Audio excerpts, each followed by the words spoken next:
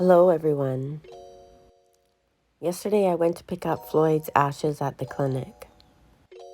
I was able to speak with the veterinarian, Dr. McDonald. She had done an informal necropsy.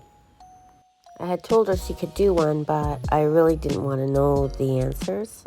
I didn't want to know the answers because what if it was my fault? And I didn't think I could live with it. So since he passed away, I've kind of been carrying a huge weight on my shoulders. Like it's something I should have picked up on, or there might have been signs that I missed.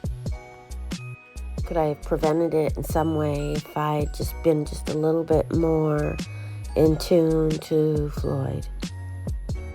So that wasn't the case. So Floyd came from the World Parrot Refuge. At one point, there was over 900 parrots there. If you could imagine the work that would care for 900 parrots. Cleaning, feeding, heating, staffing. I mean, it's like a zoo. It would be like a zoo. They had problems with water quality. It was infested with rats. Tons of them. The rat urine in the cement was so strong that the air smelled like ammonia. Then add in rotten food or 900 birds, parrot droppings even. If you could imagine. So the air quality was horrendous, basically. So all those birds were breathing in that air. It was thick. Thick with mold and, it was thick. Thick with stuff that you shouldn't be breathing. So I'm not sure how long Floyd was there for, but years. 10 years. Barney was there for 10 years, so I don't know. I'm sure it's probably like that. So Floyd's lungs, heart, and liver were covered in scar tissue.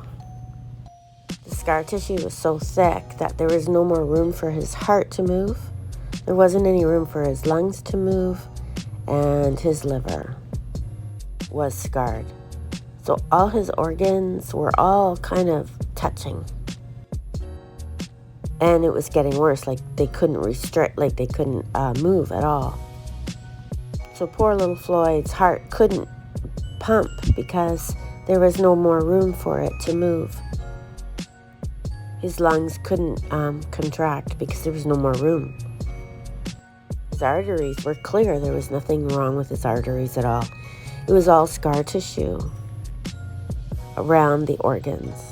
Basically from the air quality, that's what she said. There would be no medication that could fix that. It was irreparable damage to his organs.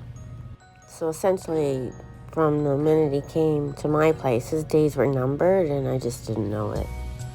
There was nothing, even if we did know, there was nothing that could fix him. I asked if I could have seen some signs, and the vet said, well, she compared it to this. If someone had arthritis, it wouldn't be a big deal if they're in an apartment and they just move to their bedroom, the kitchen, the bathroom. Now, if you put that person with arthritis a mile away, it would impact their lives. They wouldn't be able to walk home, So because Floyd lives in a house, he doesn't live out in the wild, he doesn't live in trees, he doesn't climb, he doesn't fly. He's in a house, on stands, bed on the floor, playing in the bathroom, in his cage. There was no signs. Floyd's parents were likely wild caught.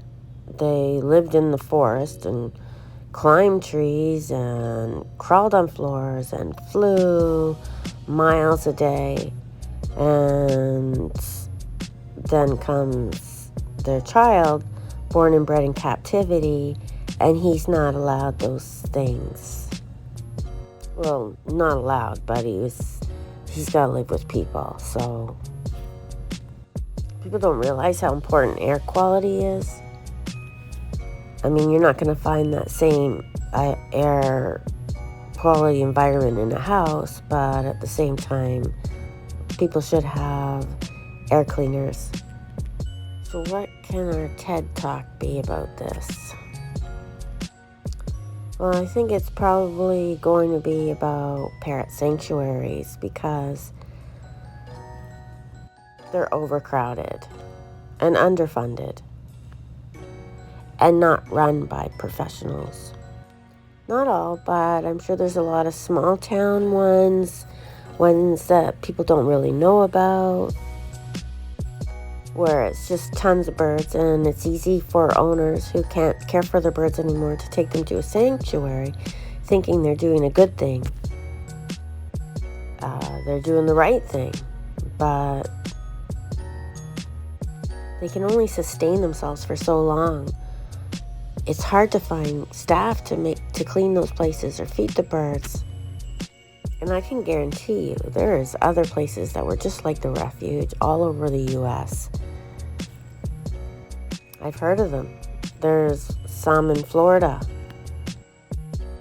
where people try and shut it down because there's too many birds and they're not getting the care they need. Never mind daily care, but they need vet care. They need vets to take care of them. They deserve the same vet care as my birds.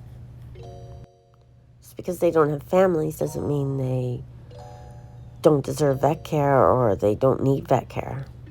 But then again, how did the sanctuaries get there? They got there because there's too many birds. People can't keep their birds for long for many reasons, not all bad. Like people get sick and they can't take care of their birds.